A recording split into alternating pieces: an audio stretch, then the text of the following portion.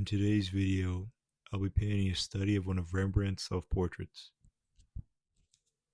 My goal is to match his color palette, the intense contrast and complex brushwork that his self-portraits often have. I won't be focusing on the thick and pastel that is usually found in his portraits, as I just want to study his use of color and contrast. After drawing the outline of the face using a proportional divider, I erased the excess graphite, as any excess could cause the paint to look darker and more gray. After I'm done with this drawing layer, I prepare my palette. This palette consists of very warm colors. I'm going to be using yellow ochre and cadmium yellow hue for the yellows in the face. I use burnt umber and cadmium red to create the dark orange browns that appear in the shadows of the face. I use ivory black and raw umber for the darkest shadows, and lastly, I have titanium white for the lightest parts of the face. This portrait is all about contrast, so I divide the base layer into two values, the darks and the lights. I start with painting the light. This tone is a very yellow tone and will serve as the base layer for the rest of the portrait. All other values and colors will exist in relation to this color. I then mix the shadow midtone.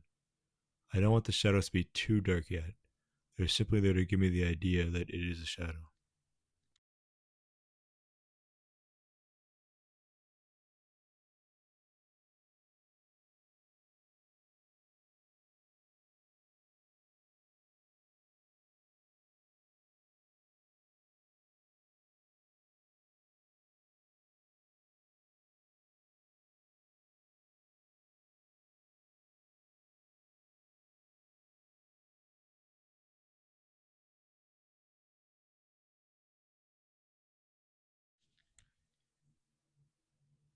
After painting the tones of the face, I must now paint in values that I know will be 100% accurate. This means painting in the areas that are pure black. In the reference, there are many areas of the portrait that are dark as can be. I will then use this as a guide for all my other values.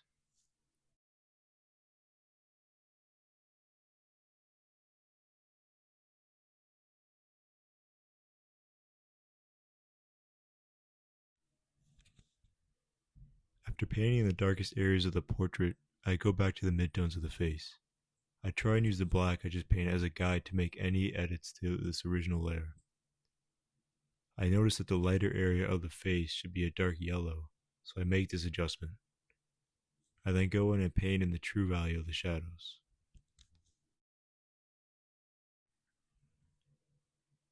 I imagine Rembrandt completed his portrait with many layers, and that many of the colors we see are from layers way underneath. So I paint in some of the more orange-brown colors of the face in the cheek area. I do this so that when I continue painting the face and cover up this area, some of the orange-brown will still show through, giving it the proper look.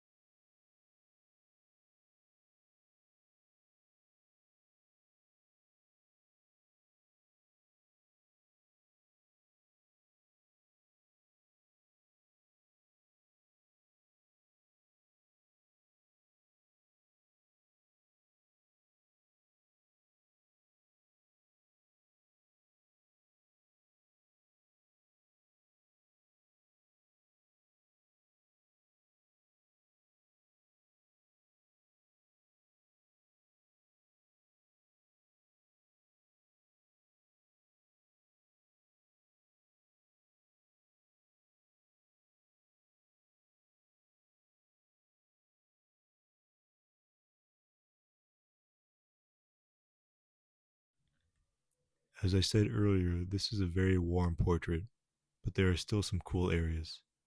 The cool areas in this face appear as grays without any color to them. Since my portrait is looking a little too orange-yellow, I paint in these grays and make the portrait cooler so that it matches my photo reference more.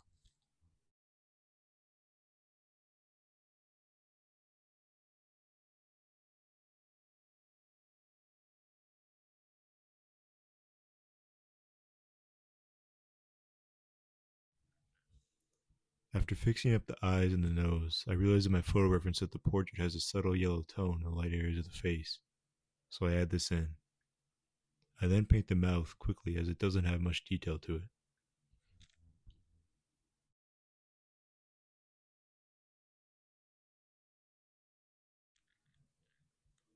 I then conclude my portrait study.